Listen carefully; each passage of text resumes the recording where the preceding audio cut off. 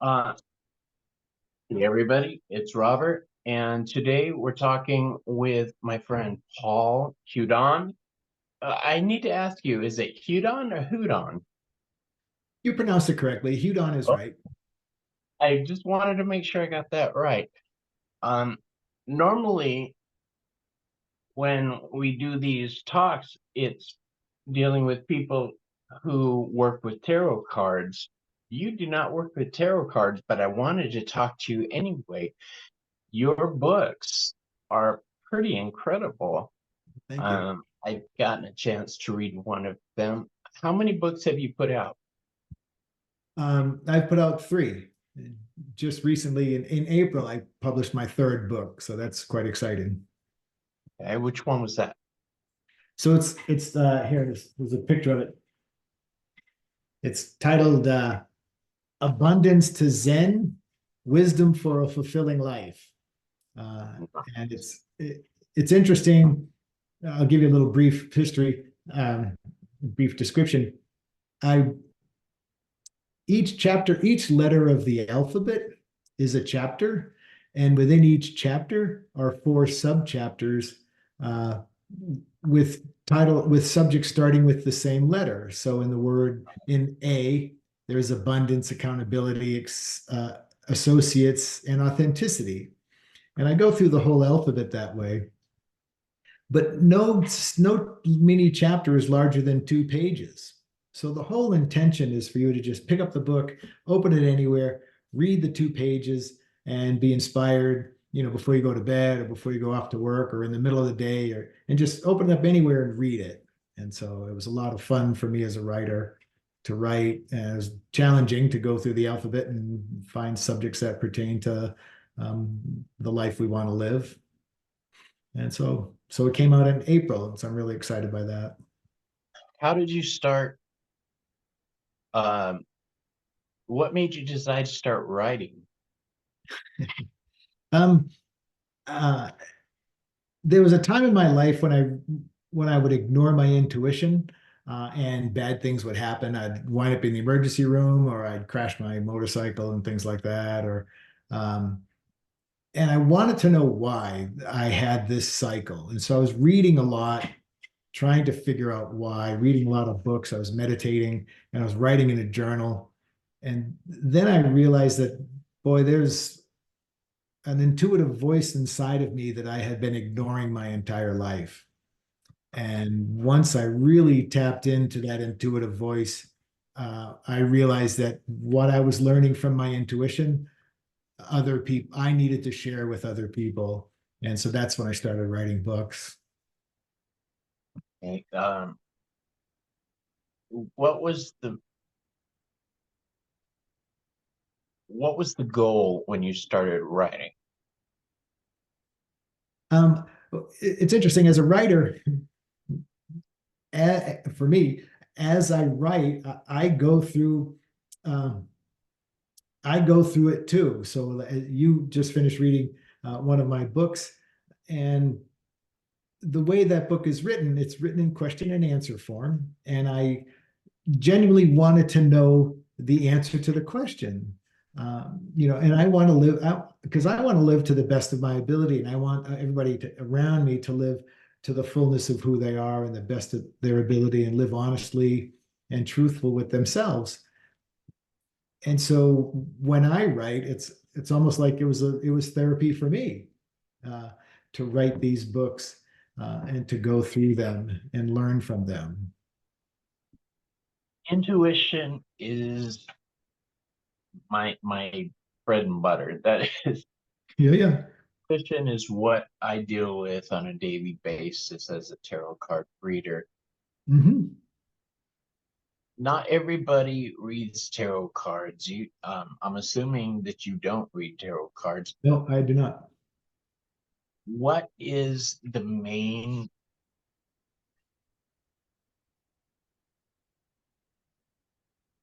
what I'm trying to figure out how to ask this question specifically because it's a good one. Trust me. Um, I'm, I guess I want to know what. what landed you in the hospital? It's kind of curious. You didn't trust your intuition. What happened? Yeah, it actually started out with my mom when I was a kid. She would I, I'm from New England. I used to get some snow, and I wanted to go sledding one night. And I said, "Mom, I'm going to go sledding before dinner." And she goes, "Nah, you shouldn't go. I have this funny feeling." I'm like, "Come on, Mom, get over it. I want to go sledding." And so she let me go sledding. Well, I crashed into a tree and broke my arm. Um, and so fast forward it 4, 5, 6 years, I said to my mom, "Oh, I want to do this." And my mom's like, "Yeah, I have that funny feeling." And she'd say, "You remember the last time that happened?" And I'd go, "Okay, mom." And so throughout the course of my life, I developed a pattern of noticing that funny feeling and ignoring it and ending up getting injured and winding up in the emergency room. But then when I had the funny feeling and I followed it, and I thought, "Oh, I shouldn't go for a bike ride or I shouldn't go for a hike," and I followed it, everything fell into place and I had a great day. Um, and the very last time that I swore I would never doubt my intuition again, I'm a lifelong woodworker. And it was a Sunday evening, and I thought, "Oh, I'm just going to run this piece of wood through this machine." And I had that funny gut feeling. And I thought, "No, it's just going to take a second." And well, I wound up trimming the tip of my finger off. And as I was on my way to the emergency room, all the pieces fell into place. I knew what the feeling meant, and I ignored it. And there I was on my way to the emergency room. And at that moment there, I swore that I would never, ever doubt my intuition again, and that I would live the rest of my life following the guidance of my intuition. Uh, Have you been able to um how have other people reacted to your intuition? I'm fortunate to be married to a woman that is uh, also working on practice and getting more in touch with her intuition. So it would be funny. She would be driving to town and she would say, "Should I take the back way or the highway?" And her intuition would say, "Take the back way." But she said, "No, I'm in a rush. I'll take the highway." So she'll take the highway. She took the highway, and of course they were painting the stripes on the road, so the traffic was backed up for 5 miles behind the machine, and she should have taken the back way. So my wife was really good at using her intuition too. Um, but other people, I can't, a lot of times when we seek the opinions of other people, we're not true to ourselves. One time in particular for me was I had the funny gut feeling, but I didn't want to disappoint my friends. And so I went on the motorcycle ride and I wound up stuffing it in a ditch and all that. So um, you really, to be true to yourself, you really do have to follow your intuition, even though your friends might not understand it or the people around you might not understand it. So I dealt with people not accepting my intuition my entire life, and for a long time I felt I was wrong. That even though I felt a certain way, I must be wrong because I'm the only one feeling this way. And it wasn't until 2016 I had a brain surgery and was no longer able to work in the field that I was in. I was a hairstylist and a nail tech. Um, After that, I was left with tremors and I couldn't really walk, couldn't do the same work I was doing. Nobody wanted to let this guy with shaky hands come at them with shears. right, sure. And it put it put me in a new frame of mind after that. Um, what was important before suddenly wasn't important in my life. Um, I started off on a new road where I was just going to embrace who I was, what I was capable of doing. And that Mhm. revolved around my intuition. I leaned into being a tarot card worker full time. That's how we met you. I met you at psychic Yeah. fairs, Yep. actually. Yep. Um, the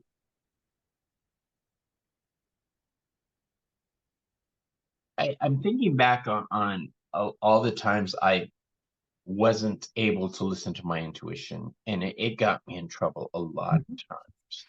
I'm Yeah. a lot happier now. Not only do I listen to my intuition, but I'm finding out other people value my intuition, which is pretty darn cool. The next card up we have is the Empress, and the Empress card deals with all that is feminine and lovely. Let's talk about your wife for a second. How did you guys meet? Um, so, so a common friend introduced us to each other. It's kind of a humorous story. I was looking to move out of my house. We met in Northern California, just north of San Francisco, right on the coast. And I wanted to move out of my house in town, or my apartment in town, and move closer to the ocean. Uh, and my wife uh, bought a house in this funky little beach town with no name and no notoriety or anything like that. Uh, but she was a Grand Canyon guide. She was a raft guide. And Okay. her idea was to fill the house full of renters, and leave a room for herself so that she could come and go as a raft guide, and the renters would pay the rent. And so I moved in as a renter, um, and that lasted 6 weeks. And then she wound up just moving into the master bedroom with me. And that was 37 years ago. You followed your intuition. Yeah. Yeah. Have She followed hers. followed hers. Do you find that life is easier for you now that you have implemented this way of being in your life? Absolutely. Absolutely. Because I can ask a question and get an answer right away. And, should I do this or that? I'll do this. Okay, then I do that. Then I do it. Uh, should I, you know, go to town now or go to town in the afternoon? Go to town in the afternoon. Okay. And so I just ask, I just ask, um, rather than just struggle through life. Because a lot of times, much of life, I think, is sort of a knee-jerk reaction. Oh, it's 12 o'clock. I have to get to the post office before they close for lunch. And you run off and something goes wrong, or you just go, should I go to the post office now or later? Oh, just go later. Okay, great. I'll just go later. And so I'm asking myself all the time, um, what should I do, or should I go left or right, or um, those kinds of things. And it makes life easier because in the hustle and bustle of life, sometimes we think we have to make spontaneous decisions and we have to do it now, but we don't have to do it now. I could wait and it might be better for me. Um, and so I think life has become easier for me. Would you consider yourself a spiritual leader? I've read your books. I've read two of your books actually. Yeah. Um, do you find that would you consider yourself a spiritual leader? Yeah, we'll just go with that question. A spiritual leader. Yes. Um, I'd rather use the word uh, guide, in the sense that, um, I want to I want to help people discover their truth, discover who they are, feel comfortable with they are, learning to trust their intuition and that voice. And for me, you know, a leader, I always think of a leader as someone out there out front, but I'm not. I want to be in the back encouraging everybody, if that makes a difference. Or maybe maybe that's where the kind of leadership, maybe that's the kind of leadership I am, where I'm in the When you back. say that, it brings to mind Dr. Doolittle, the push me, pull you. Yeah. Some people want to pull you into spiritual beliefs. Some people want to be supportive and push you into spiritual belief. I kind of ride the line. I'm a little bit of both. Yeah. I I've accepted the fact that people are going to have a certain feeling about me. Mhm. Some of them view me as a spiritual leader. Some people view me as a quack. That's never going to change. Yeah. Um, Tarot isn't for everybody. I find it to be an amazing tool of Mhm. self-discovery. Have you had to deal with people giving you the side eye since you've started this journey? Very much so. Um, and what's really interesting is that mostly it comes from family. I Be- can feel that. because your family sees you how you were, and sometimes they're threatened with how you are. And even some long-term friends. I'm not singling out my family, but even long-term friends like us the way we were because Right. it keeps us within their comfort zone, and who we are kind of must at some level make them uncomfortable. Uh, I think it's hard for my family to view me in any other way than what they've known for decades. yeah, See me in a certain way. To this day, my husband's family doesn't know a lot of my life simply because they're very Christian and I don't let them into that part of right, my life. right. Um, it's going to come as quite a shock to them at the funeral. That's all I can say. But the interest, there's another side to that coin too, is that there are people that out there that are totally willing to accept you for who you are right now. And those are the people that we're attracted to. Those are the people that, like you and me, having this conversation. It's exciting. We just met, a couple months ago, and now we're excited to talk to each other and look forward to talking with you again in the future. And so those are the people that encourage us to keep going forward because they're excited for us. They don't have a preconceived idea that Paul was this and Paul should be that today. They Yeah, meet me and they go, Paul's this today. And it's like, okay, great. agreed. Choices is the next card, the lovers. It deals with choices, unions, joinings. Um, I've made a choice to follow my spirituality, follow my intuition. Mhm. You've made a choice to follow your intuition. How is your spirituality? Um, for me, spirituality is um, reconnecting with the truth of who I am. Uh, and for me, that truth is a source of unconditional love. And that love unites all of us together. Uh, Whether everybody experiences that love or something or not, that's not my place to say. It's just, it's within all of us. And some of us, it's just buried deeper below much more baggage. And so I consider myself a very spiritual person. Um,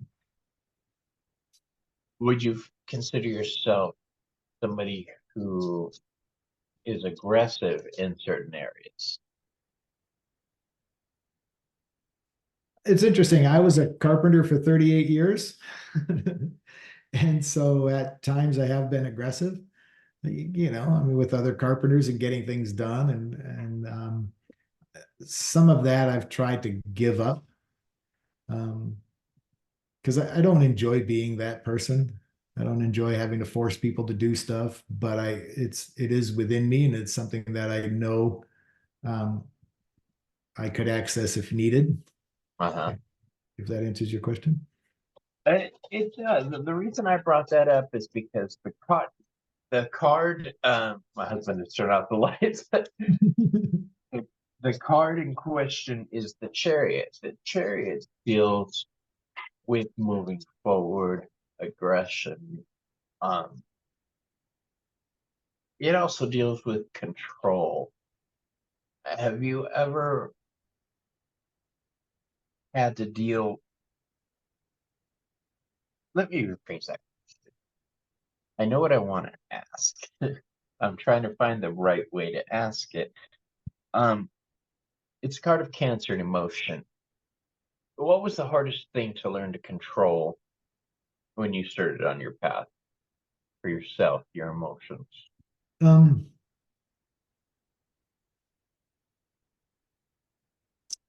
that's a great question.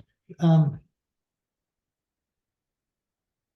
just I think that maybe the hardest thing I've had to control on this journey would be my self-doubt. If that answers the question, my self-doubt and the negative self-talk. Because I think a lot of times when we're walking through new thresholds, which on a spiritual journey, you're walking through new thresholds all the time, there's always that doubt that says, you can't do this, this isn't right, you should just go back to living your life the way it was, it'll be so much easier, all that stuff. And just having to control that and being able to tell yourself that this is right for me, it feels right for me, and I can so I try to control the chatter, which is not always easy, uh, because self-doubt rears its ugly head at the least likely moment. The next card up is the Strength card, and that actually ties in with the meaning of the Strength card. It deals with overcoming inner struggles. Um, the actual picture is a woman holding a lion's mouth shut. Oh, geez. Deals with controlling your animal instincts. Mm-hmm. I don't always control my animal instincts. Um, and it's gotten me in a lot of trouble sometimes. Um, the thought of letting ourselves go.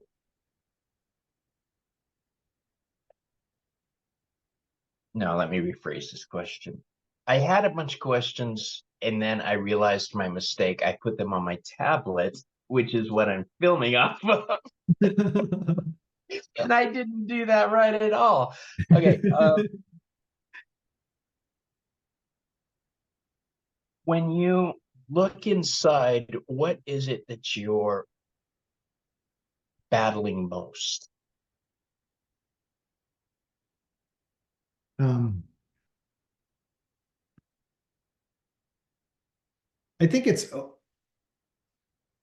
overcoming the person that others expect me to be. Expectations. Ooh, that's a difficult one. Yeah, because everybody has a version of who they think we are. And at some level, they want us to live that way, Yeah. because that makes them comfortable and it makes them more accepting of us. And so for me, strength comes from working on knowing who I am and living by that truth and not letting the opinions of other people uh, change who I am or sway my behavior in any way. Um, I'll admit that I have the challenge of it's called imposter syndrome. Have you ever had to deal with that before where you feel like a fake sometimes?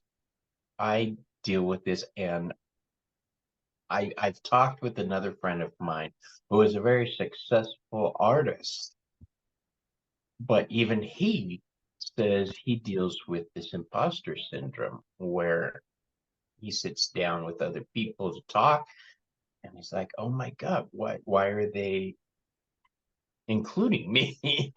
Yeah, sure. Yeah. Do you feel that sometimes? When when I was going through the process of, I self-published my book, my third book, Abundance to Zen, and I get it from the editor, and then I approve it and I send it off to the digital formatter. And through all of that, there's that question. There was that question for me. And then until I got the author copy, the question for me that was, who am I to think that I could do this? And and who am I to think? And then I spend a lot of time writing in my journal. I'm not afraid to sit down every morning and write in my journal for an hour. Um, Right. and so in the writing, it turned around and it became, who am I not to think that I could do that? What makes me think I can't write this book? What makes me think I can't do this? And then for me, then becomes a deeper dive. Okay, now what makes me think that I can't write books? I've just produced three of them. What more proof do I need that I can do this? How many more books do I need? You know, and See, so I I'm think always it's. interested in the story behind what happens. Mhm. That's why I've called my segment Behind the Cards. I usually deal with tarot readers. I want to know what led them to this life. I want to know what led them to their current situation. And finding out what led you to your current situation, I find it fascinating. I love the backstory. I've seen you in other videos and interviews that you've done with people. Um, I I'm always intrigued with what brought people to their current environment. The But hermit here, and the strength card are right next to each other, and they both deal with inner strength. mhm. Have you ever run out of inner strength at any time? I think at times we all do, but yes, I think I have. I think I have. You So run how out do of you inner strength, earlier on in my writing career, it happened where there are times where you just think, I'm just going to walk up to my computer and just start hitting the delete key for the next 5.5 days and just delete everything I've ever written, and then you go to bed and you wake up and you're like, God, I'm so thankful I didn't delete everything I ever wrote. But I think we do have those moments where we think this is just junk, classic time. There was a time when yeah, I'd be writing a chapter and I'd go, I'm just going to delete this thing. This is just junk. And then I'll read it like 2 hours later and it'll be like, this is the best thing I've ever written. And so it's like, but I think we all go through it. We all have those doubts. It's still there. I think the best of the best still have those doubts. The best writers, the best tarot card readers, the best everything, whatever. They're going to wake up some morning and go, what am I thinking? And then 2 hours later, they're going to go, all right, I'm on the right path. And I think that's part of it because it makes you appreciate those times where you're stable and everything's going well. And it's like, all right, cool. Now, in those times when things are going well, which is the next card, the Wheel of Fortune, um, when things are going well, they usually go really well. But when they flip and start going bad, how do you handle situations? Because Um, it's not just having those situations. I'm always intrigued on how people deal with those situations. um, I stop right away and just, if something's getting kind of out of control, I just stop and try to find the best solution out of it. Um, I it I think one of the things of being a carpenter is and even riding motorcycles, life is really fluid. Life is fluid. You're going to get roadblocks. Things are going to happen. You can get stalled out, but you can't lose that momentum. You can't lose that inner fire. It's like, okay, if something goes wrong, it's like, okay, how do we solve this? How do we get through this as easily as we can, as best we can?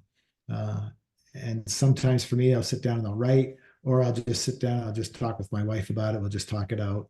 and come up with a solution and move forward. But for me, I'm a solution-oriented guy. Um, and so I'm always looking for solutions, always looking for the way out, always looking for the easy, not the easy route, but looking for the way forward. Let's do that. We'll call it that. Has it ever gotten to a point where you've wanted to chuck it all and live a simpler, not philosophical life? I'm having way too much fun to do that right now. Well, because it took, I wasn't always this way. I've only been writing for about 10 years.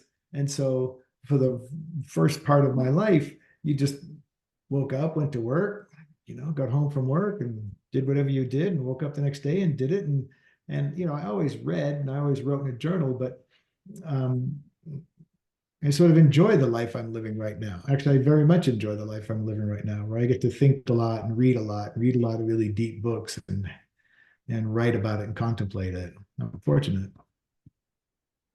The next card up is the Justice card, which is the card of balance, karma, and Libra. What would you say brings you the most balance in your life?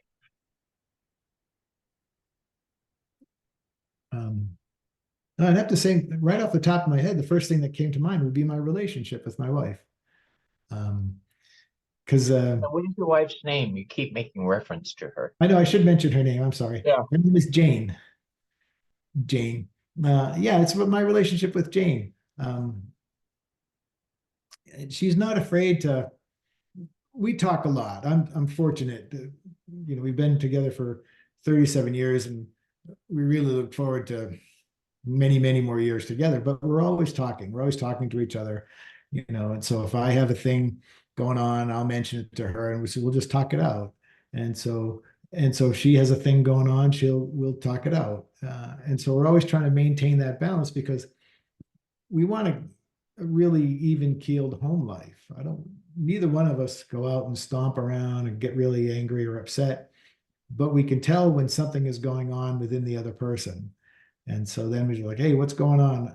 She goes, or I'll say, I can't, let me just work through this and then we'll talk about it. She goes, okay. Or maybe like one time, so we just spent the past year moving from Colorado. And so we finally settled in August. We finally hauled our last load from Colorado in August. And there's a lot of stress involved with that. And every once in a while, I'd say, you get something going on. Do you want to talk about it? She goes, just let me work through it for a little while and then we can talk about it. Okay, great. And so we just let her work through it. And then when Jane's ready to talk about it, we talk about it. But I think having an open line of communication with anybody, your friends, your family, really, really helps out in maintaining balance. I agree. There needs to be those open lines of communication. How would you advise people who are in a situation where people don't want to communicate with them? They're not willing to accept what they have, what they're putting out. Yeah, that's a tough one. In that case, I would turn to my journal and write it out in a journal, and just not be afraid to write it out in a journal. Because a lot of times we can work through things. Many years ago, before I met Jane, I was in a situation where I was very unhappy, and I was writing it out in my journal. And then I took a week off from work, took my journal with me, and sat there and read my journal and realized how unhappy I was.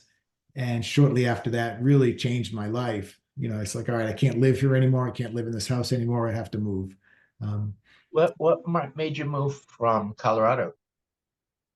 We lived in a beautiful area. We lived at 8,000 feet, surrounded by 14,000-foot mountains. But winter starts in, I don't know, second week in October and goes all the way till the second week in May. So you traded it in for the desert. Yeah. And we lived in Colorado for 30 years, and so we thought, let's just live somewhere different. And so we're fortunate we could do that. So Change is something that a lot of people are scared of. You've changed so much about yourself. Um, you've changed careers mhm. from a woodworker into an author. You've changed locations. A lot of people are scared of change. Um, have you ever been scared of change? Oh yeah, it's moving from Colorado to here, we'd feel every emotion in the same day because you're excited and then you're scared because you don't know anybody. You don't know anybody here. You don't know what the weather's like. You don't know, where we're going to grocery shop, where we're going to have my truck serviced. That those kinds of things. Um, and that's what makes being comfortable so comfortable because you know the routine, you know where to go grocery shopping, all the players in your life, and even though you're not all that happy, we sort of stick with it. And so change is scary, but we need to change. I think we need to change. We need to get out there and challenge ourselves. I don't I never want to get to an age where I look back on my life and think, boy, I wished I had done this or that. I want to look back on my life and go, man, I'm glad I did that. You know, That's what I feel. I don't want to look back and have regrets. oh, I If don't I want have that. regrets, it's gonna be I didn't um handle the situation I entered as well as I could have, but I'm Sure. never going to not enter a situation out of fear. Right. I'll worry about how I deal with the situation once I'm in it, but I'm not going to shy away from something. Yeah. That's Yeah. part of being a warrior, I think, a spiritual warrior, which is how I feel myself. Yeah. Um, how do you feel yourself? I feel that way too. I feel that um, I don't want to regret. And there's always a fear with you when you started your tarot card reading, or a fear with me, with writing books. It's so easy just to write it and just put it in the file cabinet. But then what does that do for me? How do I feel about myself then? And so to put it out there, as with you, to put yourself out there, man, that takes tremendous courage to put it out there. Uh, because not everybody's going to enjoy what you're doing, not everybody's going to approve of it, but we still have to do it mostly for ourselves. You know, I, All we I really do for ourselves is healing. yes, I'm I want to heal myself, and this is my method of doing it. I want to heal others, yeah, and I want to bring healing into their lives. And by doing that, it does heal me. right. Um, And the growth from it, you've grown more. I've grown more since my writing than if I had not done all my writing. And that's what it's all about. It's like trying to grow into the fullness of who I am. So, I'm going to ask you this. When I started doing the psychic fairs and events, I was scared to death. Were you nervous to put yourself out there in the public eye? oh, sure. Yeah. Because you think, well, what if nobody buys my book? Or what if nobody stops by my booth? But the thing is, you can't go into it. I mean, you have that nerves, but for me, I intend a great outcome. Like I can intend that. Well, I'm going to intend that great people are going to stop by my table, and we're going to have some great conversations. And I'm going to sell a book and sell some books and just meet some really nice people, and just go in with it with that attitude to try to overcome my fear of it. Because if you go into it saying, "Oh man, nobody's going to buy my books and nobody's going to stop by," you just feel your energy getting sucked out of you. And so for me, if I go into it with the intention that this is going to be really cool, I look forward to it, you're going to have a better experience. Have you ever felt like this was a burden? When I first started writing, it did because um, I understood the responsibilities of what I was writing, that it could really be changing people's lives. And I understood that. And I still understand that today. And I'm really sensitive to that. Um, of how, well, with you, the same thing, with the power of what we do carries with it a certain amount of weight. And so we have to be honest with ourselves so that the message comes out true and clear. Exactly. Have you had to deal with any oh shit moments that need? um, no, not really. I mean, yeah, no, not really. So, I mean, there's a lot of learning, that's for sure. Uh, you know, Learning is I, annoying because it never stops. what's Uh, that? learning is annoying because it never stops. Yeah, but learning is good because it never stops. There are days when I'm so excited about what I do. Tarot, you can study a lifetime and Mhm. still only scratch the surface of it. I've been working with tarot for almost 40 years, and I'm nowhere near where I want to be with it. Right. Um, I sometimes get frustrated, and for a split second, I want to just chuck everything and follow a different path. You know, I want Yeah. to be a quiet, retired guy. I don't want to, I am retired. I don't want to deal with other people's emotions. But then I'm what's called a Heyoka empath.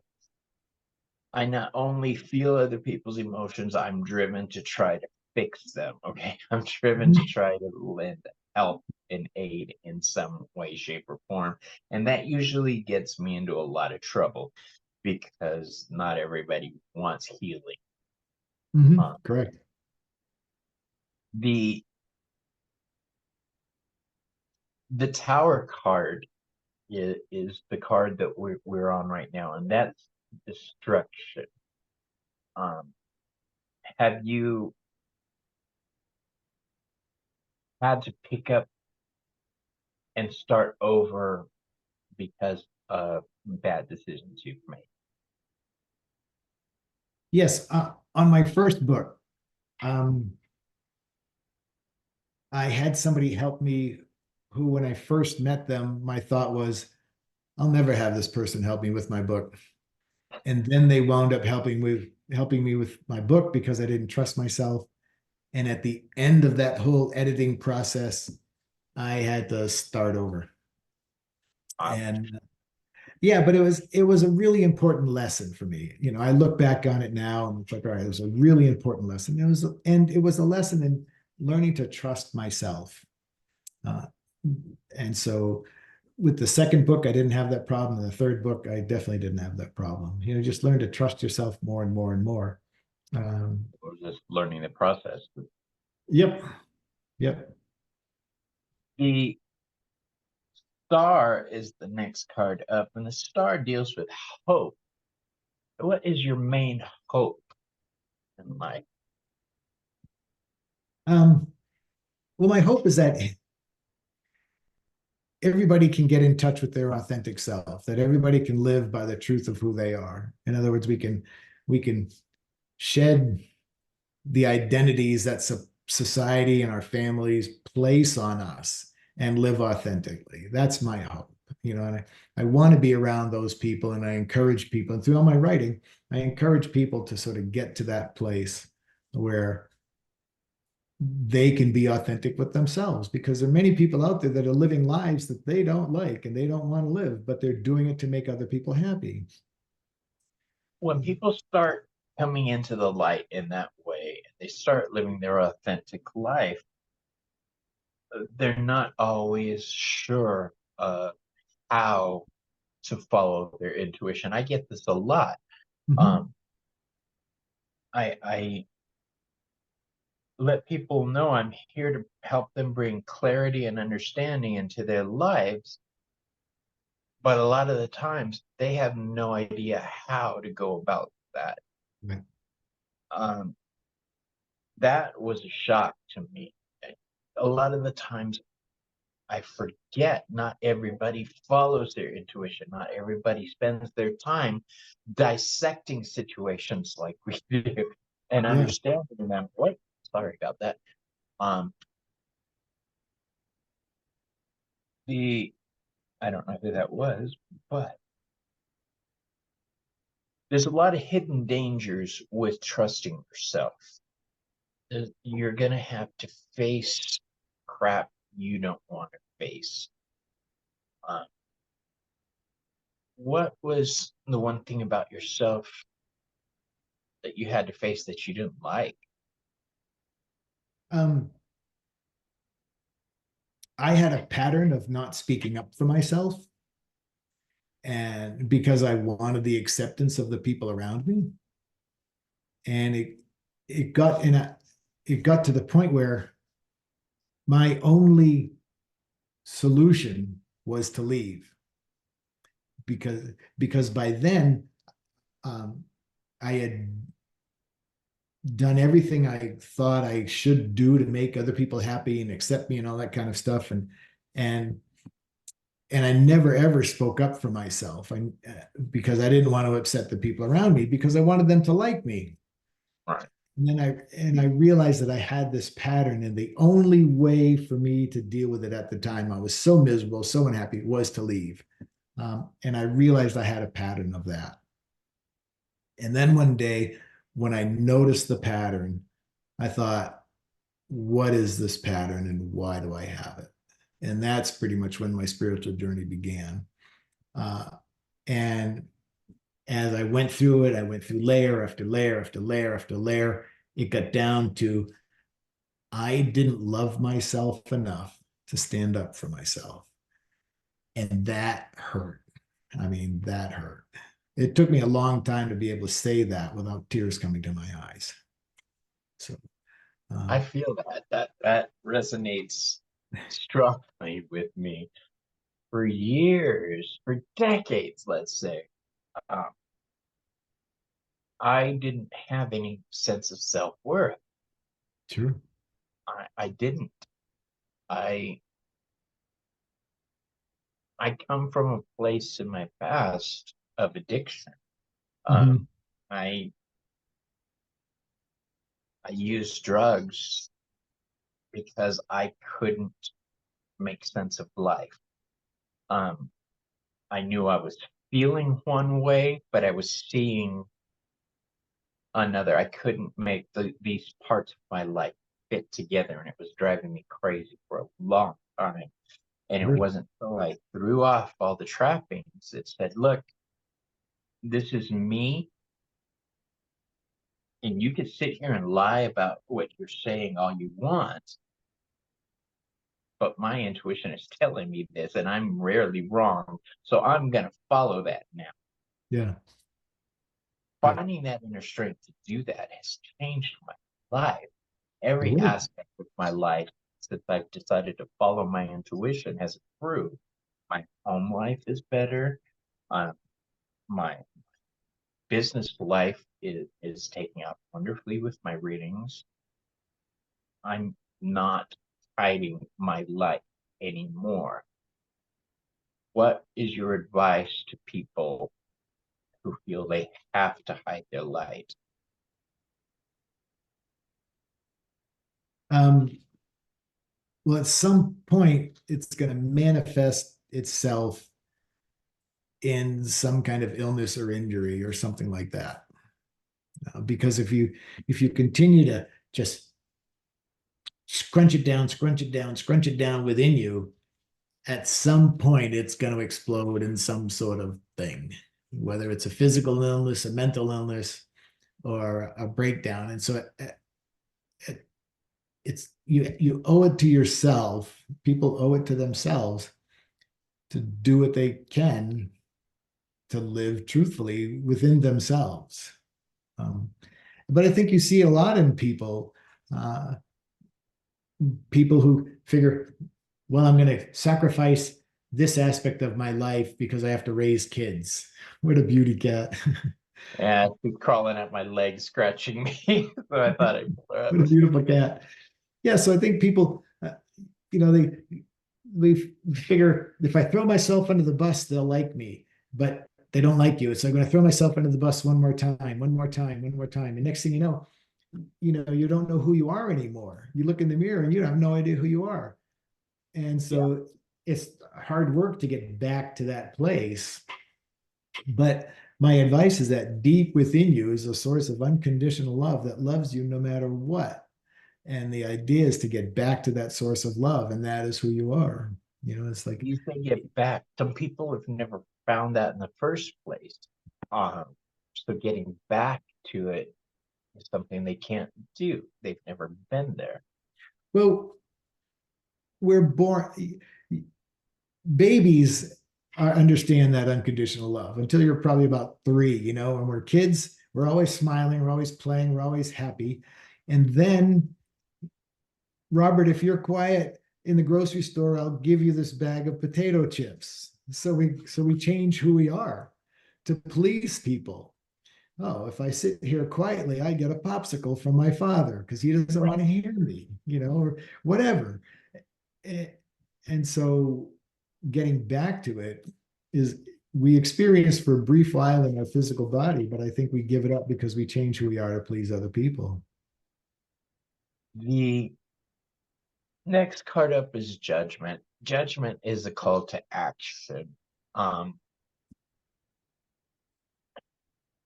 What has been your most, what's the word I'm looking for? What are you most proud of? Hmm. Um, Sticking with it, sticking with the journey, sticking with the writing. Even though at times it can be difficult. Even at times that when the people that claim to love you the most ignore it and things like that. Just sticking with it. There is a call to action with what we do. You as a writer of spiritual works, me as somebody who deals with people on a spiritual level daily, we have people have to be open to what we're putting out. Are you frustrated when you see somebody willfully being blind, just refusing to look at life? Does that get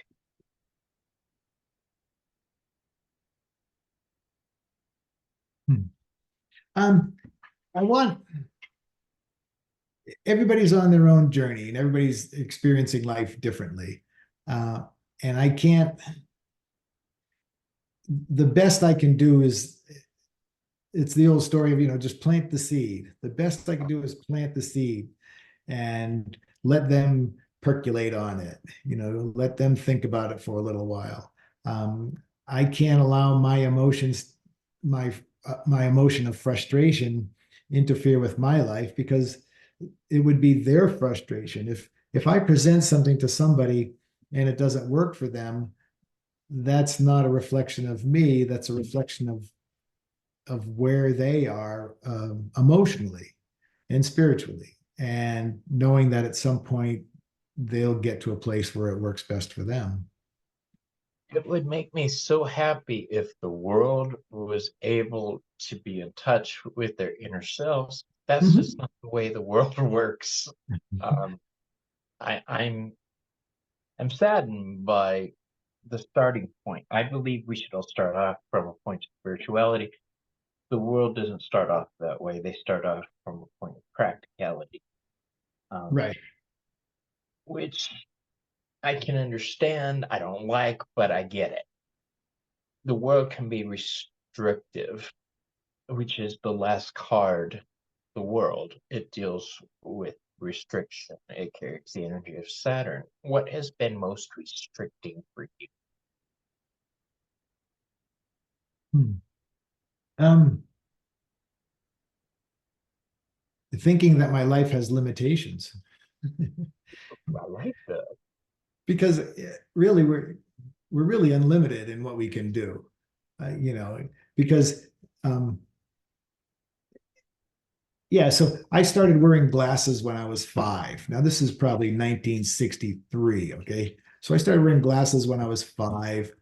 I struggled with reading, I struggled with writing, I struggled with penmanship, I struggled with spelling. I went through the remedial reading and all that kind of stuff. And if I had believed what I was told at the time, I would never be a writer. And so I think that once we step away from the limiting beliefs that we've been taught or society forces on us, we realize that the world is actually limitless, Right. uh, and that we can do anything, anything we set our mind to. Um, of course, within reason. I can't walk on the moon tomorrow, but it doesn't mean I won't be able to walk on the moon in my lifetime. Uh, but uh, but I'm with you. It's like I want everybody, I want everybody to live to the fullness of who they are. I want everybody to experience their own self-love. I want everybody to be truthful with themselves and honest and loving and caring to everybody around them. So I find that your books have